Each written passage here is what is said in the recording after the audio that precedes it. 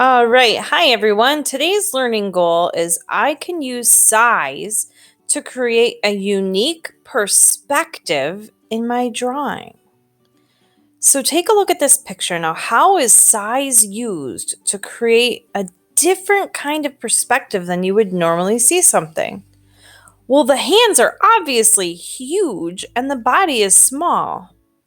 That's not what you would normally expect to see.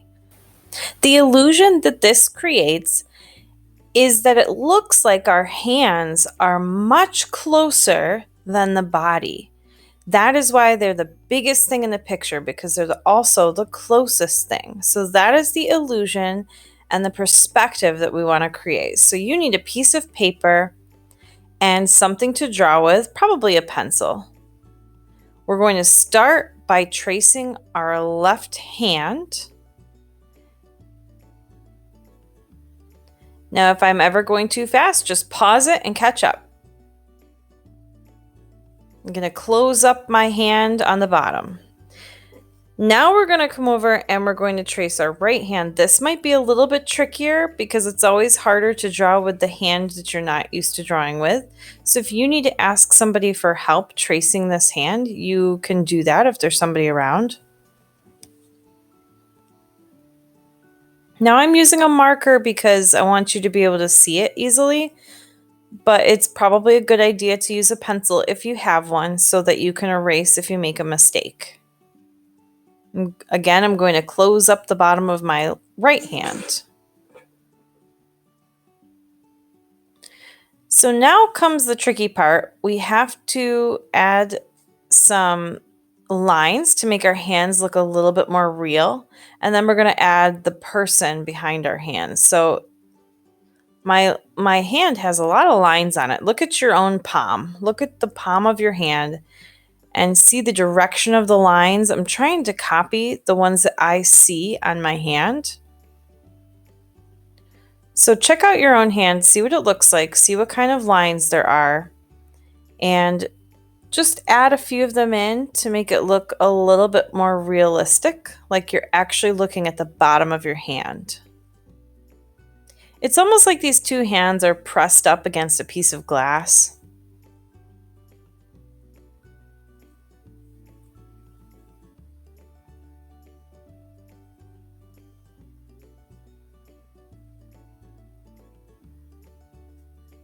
So I'm trying to draw these lines as accurately as I can, but they don't need to be perfect. Just close. So I hope that you're taking a chance to look at your own hand and what it really looks like, because there are a whole lot more lines than what I'm drawing. I'm just drawing the main lines to add a little bit of detail. And I'll stop there. So now we have to add the body, and this is a little bit tricky because it's not the way we normally view something. It's not the way we normally would view a person. So drawing it takes a little bit of stepping outside the box and thinking of it a little bit differently.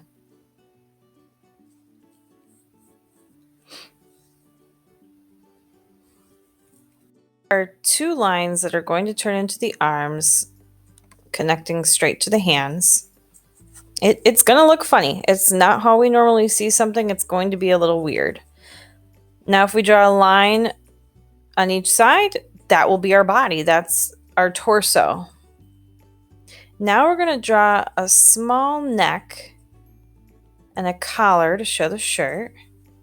And now the head is going to have to go behind the two thumbs so that the thumbs overlap with the head. So be careful with this. I'm going to draw a big oval or circle shape.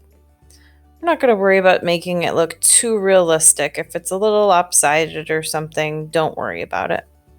So there's my head shape, goes behind the thumbs. I'm going to add some hair. I'm going to do kind of a wild hairdo because it's kind of a wild, crazy picture.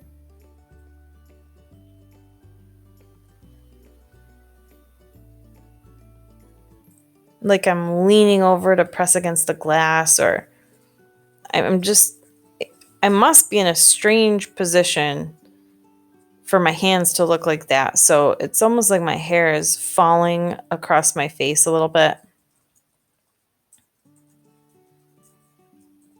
Like maybe I'm doing a push-up.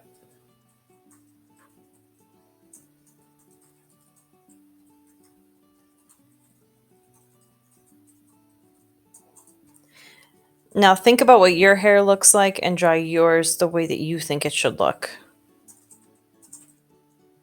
I'm going to draw some oval shapes for eyes with a circle in the middle and a dot for a pupil. My nose comes, oh wait, no, eyebrows first. Let's get some eyebrows in there, little curves for the eyebrows. Now my nose. It's 1, 2, 3 little waves for the nostrils and a little line going up one side. I don't usually outline the whole thing. I just put one line up one side. And now the lips. Don't forget a line in the middle because you have 2 lips. And then you could think about what you might want to see on your shirt. Maybe it's plain. Maybe it's just a plain color. I think I'm going to draw ESE with the paw print on my shirt for ESE. So I'm going to put little block letters. I'm looking at my shirt right now, actually. I have this shirt in front of me, so I'm just looking at those letters. If you have it, you can look at it to draw it.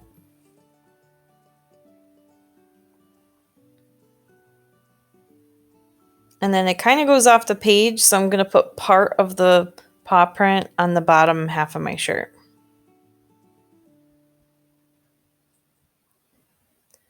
And it is time to color. So with whatever colors you have, I had a skin tone color for myself, but if you don't, then you can get creative, have fun with it. Maybe you just color yourself in all bright colors. It really doesn't matter. It's all about the perspective on this drawing. So colors you can have fun with, do something silly or ridiculous, that's fine with me. If you have skin tones and you want to do a realistic skin tone, that's fine too. Color my ESE shirt in, and then I'm going to give myself a red background because that really makes the person and the hands stand out. So I can't wait to see your finished picture. Click on that green plus in Flipgrid and show me your final product. Hold it up nice and steady in front of the camera so I can see it. And then tell me a glow and a grow. One thing that went really well and one thing that might have been difficult or something that you would have liked to have changed or done better if you were to do it again. So a glow and a grow, and I can't wait to see it. Bye, everybody.